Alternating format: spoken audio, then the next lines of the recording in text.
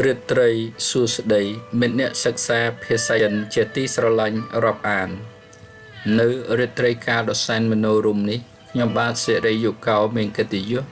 លើកយកភាសាចិនមកបង្ហាញគឺកិរិយាសព្ទ18ពាក្យ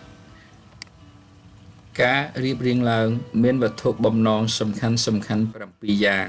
ទី1ដោយយល់ឃើញថាបច្ចុប្បន្ននេះភាសាចិនមានសារៈសំខាន់ខ្លាំងណាស់នៅកម្ពុជានៅលើពិភពលោកយើងនេះក្នុងចំណោមមនុស្ស5នាក់មានម្នាក់ចេះនិយាយភាសាចិនទី2ចំណេះដឹងចេះហើយមិនយកមកប្រើជាពឹសពុលទី3ការឲ្យទានធម៌ជាទានដ៏ប្រសើរជាងទានទាំងពួង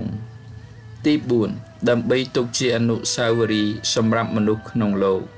ទី5ពិភពលោកនេះគ្រាន់តែជាជំរកបណ្ដោះអាសន្នប៉ុណ្ណោះ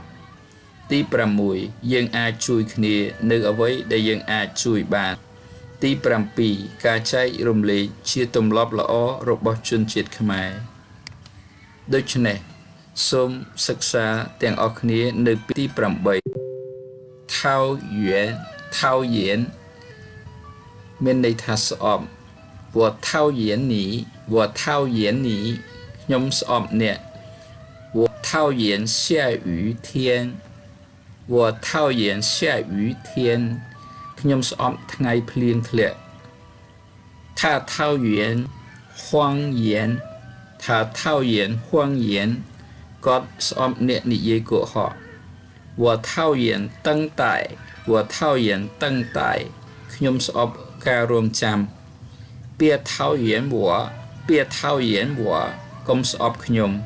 我真的很讨厌他ខ្ញុំពិតជាស្អប់គាត់ខ្ញុំពិតជាស្អប់វាជាបន្តយើងនឹងសិក្សាពាក្យថ្មីសឹងឈឺអក្សរថ្មី讨厌ស្អប់下雨ភ្លៀងធ្លាក់等待រងចាំ谎言សម្ដីកុហក真的ពិតមែន天មេឃអរគុណចំពោះការយកចិត្តទុកដាក់ស្ដាប់របស់អស់លោកជាពិសេសសូមអរគុណចំពោះឧបាសកជួបយាននិងឧបាសិកាខីកាសេនៅខេត្តបាត់ដំបងលោកតែងជួយឧបត្ថម្ភដល់កម្មវិធីសិក្សាភាសាចិននេះ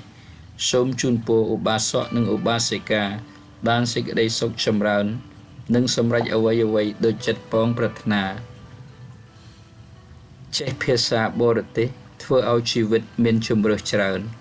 រាត្រីសួស្តីសូមជម្រាបលា